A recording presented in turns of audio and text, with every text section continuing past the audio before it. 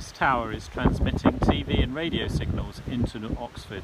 It's based on a hill above Headington, and it's placed in such a position that it can reach all of Oxford. It will be transmitting TV on the UHF band, ultra high frequency, but also radio on the AM and VHF bandwidth as well.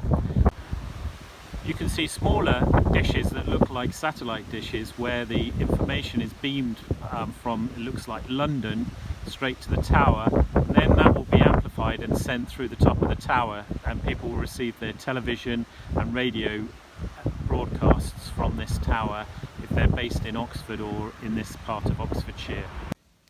This TV aerial receives the electromagnetic waves that are transmitted from north of Oxford and turns them into an electric signal which is sent to the TV below. So this aerial is receiving the ultra high frequency radio waves and converting them into an electric signal that matches the frequency it receives. Television, and indeed radio as its name suggests, is transmitted on the radio part of the EM spectrum. And the radio here picks up those signals and converts them into sound.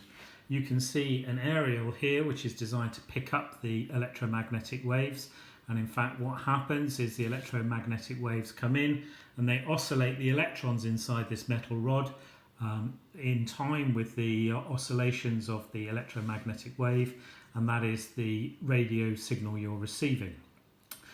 So if I switch this on, it will start to receive radio signals, and you'll hear at the moment some background hiss because it's not tuned to any particular station. This radio signal is transmitted on the medium wave, and that means that it's in a band of about 1100 kilohertz. I can change the tunings down to a different channel, pick up a different station, and there we go. So that's at about 700 kilohertz. If I change to FM, those are much higher frequencies, and has the advantage that it will generally be much clearer, and it will also be in stereo. So this is at about 100 megahertz, so 100 million hertz as opposed to kilohertz for the medium wave. So each radio channel has its own frequency to broadcast on. Like all parts of the electromagnetic spectrum, radio waves are used in astronomy. A radio has the advantage as it's one of the wavelengths that can penetrate through the Earth's atmosphere like visible light. So radio telescopes are particularly useful because they can be based on the ground and pick up images from space. The images show three iconic radio telescopes. The first is the Very Large Array based in the United States. The second is the Lovell Radio Telescope based in Jodrell Bank near Manchester.